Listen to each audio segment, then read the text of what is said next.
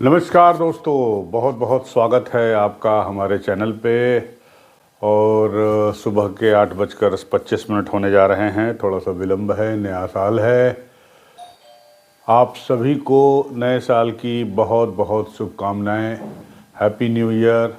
नया साल आप सबके लिए शुभ हो। नए साल में खूब आप तरक्की करें, आपकी मुरादें पूरी हो, हमारा चैनल खूब आगे बढ़े, बस यही कामना है। अपना काम आप करते जाइए मेहनत से, बस यही मंत्र है। और जो भी कर रहे हो आप, जो भी करते हो उसमें डूब कर करें, मन लगा कर करें। और हमारी शुभकामनाएं आपके साथ हैं, आपको तरक्की मिले, आप आगे बढ़ें। इसी कामना के साथ चलिए आगे बढ़ते हैं। कुछ बड़ी खबरें आज की जो है वो देख लेते हैं। तो बड़ी खबरें तो ये है कि सबसे बड़ी खबर तो IIT या ITBHU से है, जहां आपको याद होगा कि 1 नवंबर को एक खबर आई थी कि एक लड़की के साथ जो है वो वहां पर रात को 1:30 बजे 3 लड़कों ने वहाँ उन्हें उसे रोक कर उसके साथ बदतमीजी की पहले। उसके बाद में पता चला कि उसके साथ रेप भी हुआ और उसको नग्न करके उसकी जो है उसकी फ़ोटो भी ली गई। तो बड़ा हंगामा मचा था बनारस में। इसके बाद से जो है BHU में काफ़ी हंगामा मचा था। लड़के लड़कियां जो है काफ़ी जो है उन्होंने धरना किया, प्रदर्शन किया। बहुत सारे राजनीतिक दल भी उसमें शामिल हुए। मतलब काफ़ी हाई प्रोफाइल केस हो गया था। ITBHU जैसी जगह पे अगर इस तरह की वारदात हो जाए तो निश्चित रूप से ये एक बेहद शर्म की बात थी, न सिर्फ BHU प्रशासन के लिए बल्कि वाराणसी के जिला प्रशासन के लिए, पुलिस प्रशासन के लिए। और तभी से जो है काफ़ी प्रेशर था पुलिस पे, और पुलिस लगातार तलाश में जुटी हुई थी।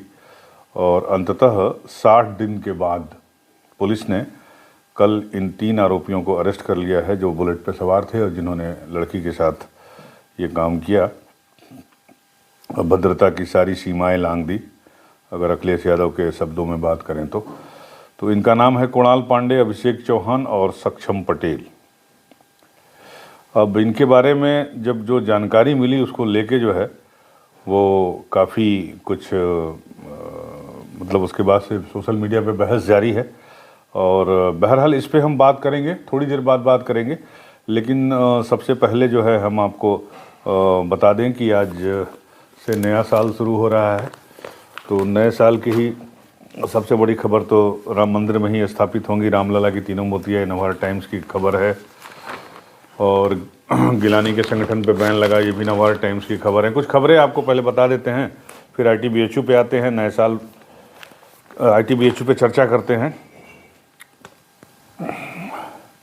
अब ये देखिए, हिंदू में जो खबर है कि आधार लिंक्ड पे made mandatory for MNREGA worker. तो मनरेगा के लोगों को जो पेमेंट होगी अब तो अकाउंट में जाता है, तो उनका आधार होना, उनका लिंक होना आधार, वो ज़रूरी है जहाँ पे वो पेमेंट ले रहे हैं।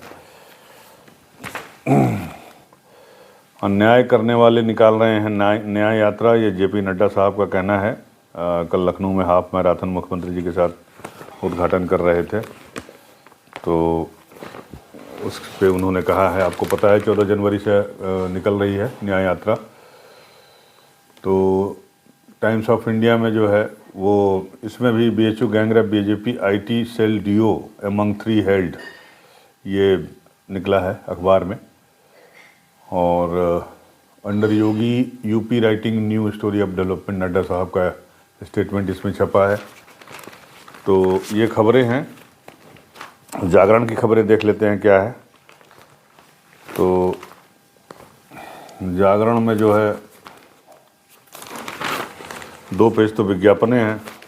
कमला पसंद का विज्ञापन है, और आज रात से सोनी टेलीविज़न पे श्रीमद् रामायण शुरू होने जा रहा है, तो ये उसका बड़ा बड़ा विज्ञापन है। अच्छी बात है, कमाई हो रही है। नए साल में आपकी कमाई और ज़्यादा हो, ये हमारी मुझे। तीसरे पेज पे आधे पेज का सलमान खान के फ़ोटो के साथ गोल्डी मसाले का है। और इन्होंने भी BHU छात्रा से दुष्कर्म के 3 आरोपी 60 दिन गिरफ्तार, ये खबर छापी है। 9 वर्ष में देश और आगे बढ़ेगा। मोदी जी का स्टेटमेंट इन्होंने छापा है। एक खबर इन्होंने छापी है कि श्री राम मंदिर और मुख्यमंत्री को बम से उड़ाने की धमकी मिली है। ये किसी ने ईमेल वगैरह कुछ किया है। और अमिताभ यश जो हमारे एसटीएफ के चीफ हैं यूपी के, उनको और भारतीय किसान मंच के राष्ट्रीय अध्यक्ष देवेंद्र तिवारी को भी जान से मारने की धमकी दी गई है। तो एक मुकदमा सुशांत गोल्ड सिटी थाना लखनऊ में लिखाई गई है। तहरीके हुर्रियत पर प्रतिबंध लग गया है, ये भी खबर करीब करीब सारे अखबारों ने छापी है। ये गिलानी के द्वारा शुरू किया गया था। तो इनको ये 5वां संगठन है जो बैन किया गया है। और नए साल के स्वागत को पर्यटकों से पटी पहाड़। तो बहुत सारे लोग पहाड़ पे गए नया साल मनाने। तो उम्मीद है कि आपने भी नया साल मनाया होगा। एक बार फिर से जो लोग हमसे विलम्ब से जुटे हैं उनको नए साल की ढेर सारी बधाई और शुभकामनाएं।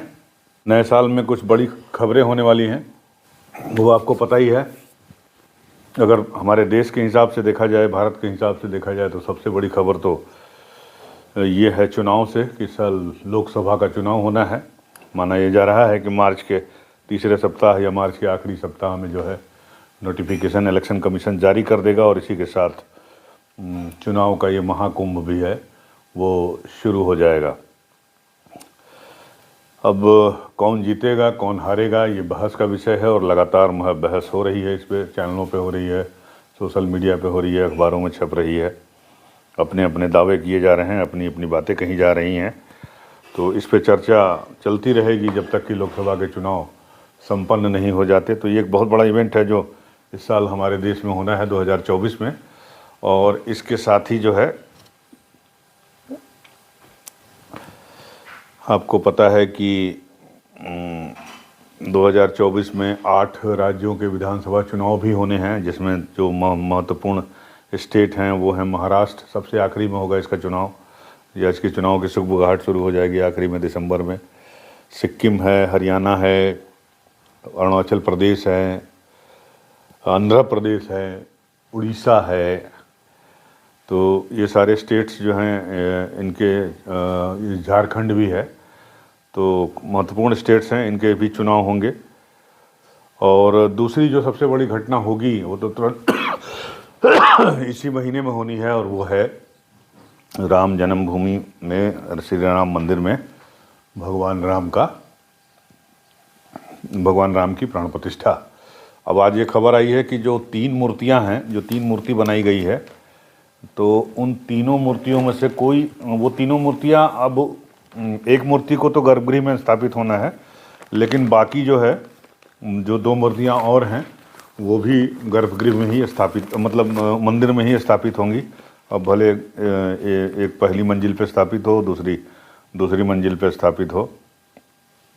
तो कि श्याम वर्ण, मतलब श्याम वर्ण का सांवला पत्थर का जो संगमरमर ज़्यादा मजबूत होता है, तो माना यह जा रहा है कि गर्भगृह में श्याम वर्ण की प्रतिमा ही स्थापित होगी। 2 मूर्तियां श्याम वर्ण की हैं। एक को कर्नाटक के जाने माने मूर्तिकार गणेश भट्ट, तो दूसरे को दक्षिण के मूर्तिकार अरुण योगीराज ने तराशा है। तीसरी मूर्ति जयपुर के संगमरमर की है। इसे नामी मूर्तिकार सत्यनारायण पांडे की टीम ने तैयार किया है।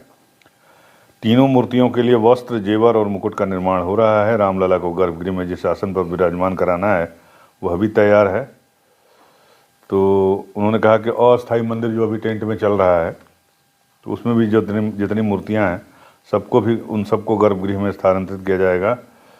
अभी रामलला की 3 आरतियां होती हैं, इन्हें बढ़ाकर 5 किया जाएगा। मंगला आरती और शयन आरती बढ़ जाएगी। तो ये भी हो गया है, रामलला की मूर्ति की स्थापना होगी, चुनाव होंगे लोकसभा के साथ साथ 8 राज्यों के विधानसभा के। खेलों की अगर बात करें तो इस साल ग्रीष्म ओलंपिक भी हैं, जुलाई में है। और उसके पहले जो है T20 का वर्ल्ड कप है, अमेरिका और वेस्ट इंडीज़ में होना है। अब हमारे इंटरेस्ट की बात यह है कि उसमें देखना है कि रोहित शर्मा और विराट कोहली खेलते हैं कि नहीं खेलते हैं। उसके पहले IPL होना है। तो ये बहुत सारे इवेंट हैं जो इस साल होने हैं। आपके अपने घर परिवार में, अपने करियर में भी बहुत सारे इवेंट होंगे या बहुत सारी चीज़ें होंगी जो इस साल होनी होंगी या इस साल आप सोचते होंगे कि पूरा करेंगे। वो सब पूरे हों, आप मेहनत करें, मेहनत से काम करें। हमें उम्मीद है कि आपका सपना पूरा होगा, आपका मकसद पूरा होगा, आपका जो भी कमिटमेंट है वो पूरा होगा। तो चलिए आते हैं वापस नए साल के साथ साथ जो है BHU में वाराणसी आते हैं। तो ये तीनों आरोपी जो है ये पकड़े गए हैं। बड़ा हंगामा मचा कल सोशल मीडिया पे, बहुत सारे, आपको तो पता ही है, लोग मौका खोजते हैं कि मैं मौका मिले नहीं कि बस शुरू हो जाए। तो इसमें दिक्कत क्या थी कि भाजपा से जुड़े हैं सामूहिक दुष्कर्म के आरोपी कुणाल पांडे और सक्षम पटेल महानगर इकाई में IT सेल के संयोजक सह संयोजक। इसमें 2 आदमी बता रहे हैं, ऐसे ये देखिए खबर छपी है अमर उजाला में। तो यही लाइन जो थी या यही जानकारी जो जब सामने आई तो सोशल मीडिया पे मतलब युद्ध छिड़ गया एक तरह से, आप समझ लीजिए कि मतलब लोगों इनके फ़ोटो जो है BJP नेताओं के साथ तमाम जो है वो चलने लगे। अब उसमें फ़ोटो में मोदी जी के साथ भी फ़ोटो था, इनके फ़ोटो थे। अब भाई मोदी जी गए होंगे बनारस तो वहाँ खिंचवाया होगा इसने, ये कुणाल पांडे ने। और उसके बाद जो है ये सक्षम पटेल की मुस्कुराती हुई तस्वीर स्मृति ईरानी के साथ, इनकी फ़ोटो योगी जी के साथ, सब लोग दिखा के अब लोग चला रहे थे कि देखिए देखिए ये है, ऐसा है, वैसा है ये है, मतलब ऐसा कह रहे थे कि जैसे योगी जी और मोदी जी और नड्डा जी के साथ भी फ़ोटो थी इनकी। भाई इन लोगों ने कहा कि जाओ भैया जाओ करके आओ।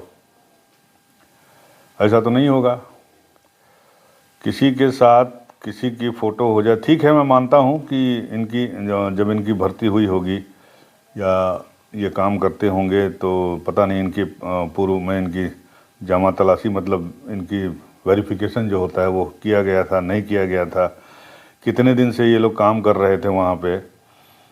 अब पुलिस इनकी रिमांड लेके इनसे पूछताछ करने की तैयारी में है। फ़िलहाल तो ये जेल गए हुए हैं। तीनों आरोपियों को न्यायिक अपरीक्षा में जेल भेज दिया है। और रहते कहाँ हैं ये भी सुन लीजिए। ब्रिज इनक्लेव निवासी कुणाल पांडे, ब्रिज इनक्लेव वहीं BHU के पास में ही है, अच्छी जगह है। जीवधीपुर बजरडीहा वो भी DLW के पास है। ये सक्षम पटेल वहीं बगल में है, क्या बोलते हैं, ब्रिज इनक्लेव के। और एक तीसरा जो है अभिषेक चौहान, इसका घर का नहीं पता नहीं लिखा गया है।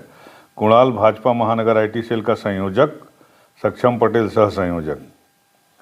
और अभिषेक के घर के बाहर भारतीय भाजपा के बूथ अध्यक्ष का बोर्ड लगा है। हालांकि वह कार्य समिति का सदस्य बताया जा रहा है, ये अमर उजाला में छपा है। गिरफ्तारी के बाद से ही तीनों आरोपियों की भाजपा के बड़े नेताओं के साथ तस्वीरें वायरल हो रही हैं और पुलिस ने आरोपियों के पास से वारदात में प्रयुक्त बाइक और मोबाइल बरामद कर लिया है। तो इनको जब पूछताछ हुई तो इन्होंने बताया कि भैया जब अगले दिन उन्होंने देखा कि IT BHU में हंगामा शुरू हो गया है, BHU में हंगामा शुरू हो गया है, छात्रों का आंदोलन शुरू हो गया है, तो ये MP भाग गए थे। ये अखबार में छपा हुआ है। वहाँ विधानसभा चुनाव के प्रचार में लग गए। वाह वाह, बहुत बढ़िया। मतदान से पहले तीनों वापस आए और गुपचुप तरीके से रहने लगे। और हाल ही में भाजपा महानगर के IT सेल में कुणाल और सक्षम को फिर नई जिम्मेदारी मिली तो तीनों आश्वस्त हो गए कि अब उनके खिलाफ कुछ होने नहीं जा रहा है। लेकिन एक कहावत है कि कानून के हाथ बड़े लंबे होते हैं, तो अंत तक वो उसकी अपराधी की गर्दन तक जो है पहुंच जाते हैं। तो इनकी गर्दन तक भी कानून के हाथ पहुंच गए।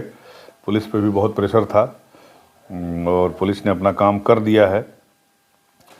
तो चलिए वापस आते हैं वो फ़ोटो पे, जो फ़ोटो इनकी छपी है योगी जी के साथ, मोदी जी के साथ, नड्डा जी के साथ, स्मृति ईरानी जी के साथ। तो भैया ठीक है, आप मौका मत चूकिए खिंचाई करने का।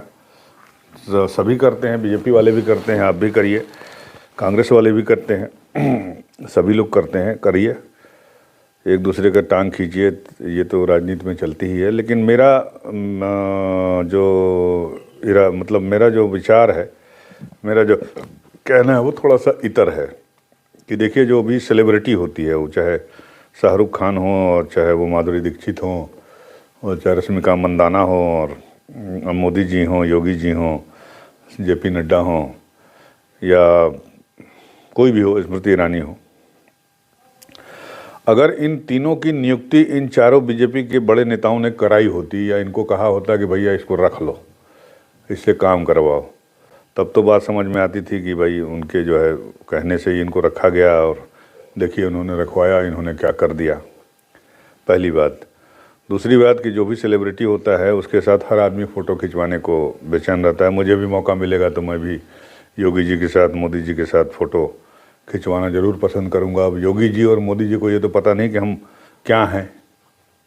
मान लीजिए किसी ने बता दिया कि भाई पत्रकार हैं, या किसी ने नहीं भी बताया और मैं खड़ा था, जैसे मोदी जी ने अयोध्या में उस लड़की के साथ सेल्फी खिंचवा लिया।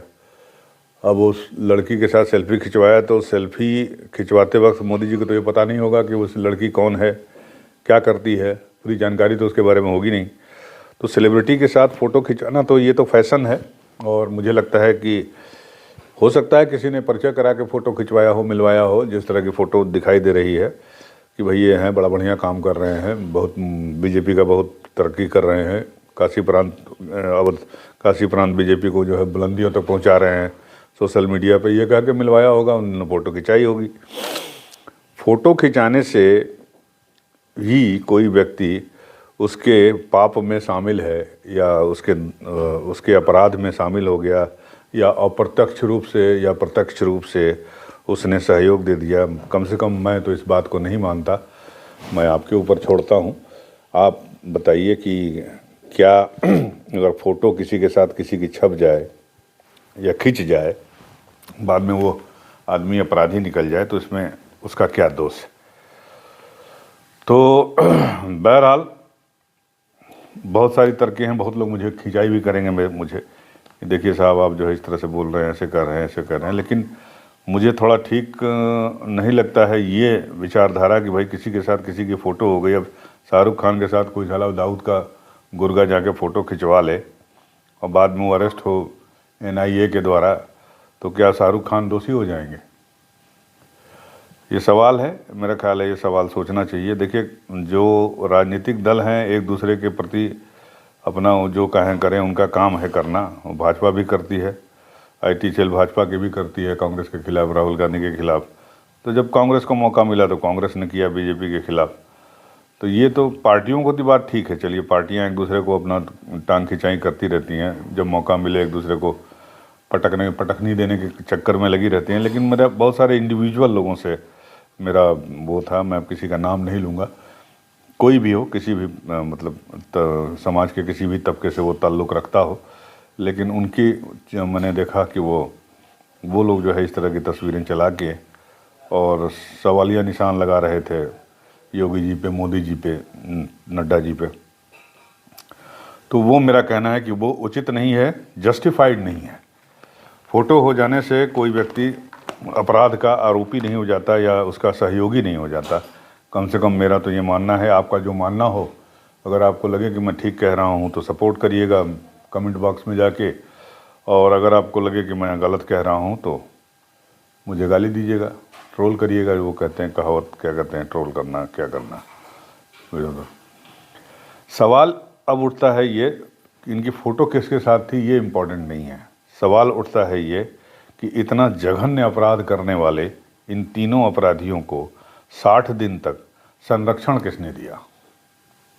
जाहिर सी बात है कि बगैर सपोर्ट के, अंदरूनी सपोर्ट या बाहरी सपोर्ट के, ये इतने दिन तक बचे नहीं रह सकते थे। हमारी पुलिस और STF यूपी उत्तर प्रदेश की इतनी कमज़ोर नहीं है या इतनी ढुलमुल नहीं है कि वो इतना बड़ा कांड हो जाए ITBHU जैसी जगह में, पूरी दुनिया में जो प्रसिद्ध है, और उसके आरोपियों का उसे सुराग तक न मिले 60 दिन तक, 59 दिन तक।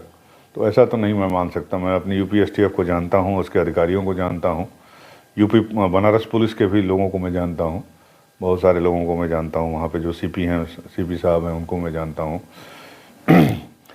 बेलूपुर थाना जो है, बेलूपुर थाने में इसके पहले भी BHU से संबंधित बहुत सारे अपराध के FIR दर्ज हुई है, और बेलूपुर पुलिस ने जिस तरह से उनको डील किया, जिस तरह से उसको जांच की है, तो व्यक्तिगत रूप से मैं वाराणसी पुलिस से भी परिचित हूँ, UP STF से भी परिचित हूँ। तो मुझे नहीं लगता कि मतलब ऐसा हो सकता है कि इतना बड़ा कांड हो गया हो और पुलिस को, एसटीएफ को भनक तक न लगी 60 दिन तक कि भाई कौन किया, क्या किया, और 60 दिन के बाद जो है एकदम अचानक से ये गिरफ्तार होंगे। जो सवाल दूसरा उठ रहा है कि 60 दिन तक ये कहाँ थे, तो निश्चित रूप से ये इम्पॉर्टेंट है कि 60 दिन इनकी हिम्मत कैसे रही कि शहर में घूमते रहे। शहर में वहाँ छात्र छात्राएँ, हमारे भाई बहन, छोटे भतीजे और भतीजियाँ जो है सड़क पर बैठी रहे हैं और ये आराम से घूमते रहे और इनको इनके बारे में कुछ पता नहीं चल पाया हो। तो निश्चित रूप से इनको किसी न किसी ने संरक्षण दिया होगा। बनारस के जो भी रसूखदार लोग होंगे, नाम आएगा तो उनके बारे में भी पता चल जाएगा कौन है, तो उनके खिलाफ भी वैसे ही कार्रवाई होनी चाहिए। मेरा ये मानना है, यूपी न्यूज़ 9 का ये मानना है कि बगैर संरक्षण के ये इतने दिन छुट्टा घूम नहीं सकते थे।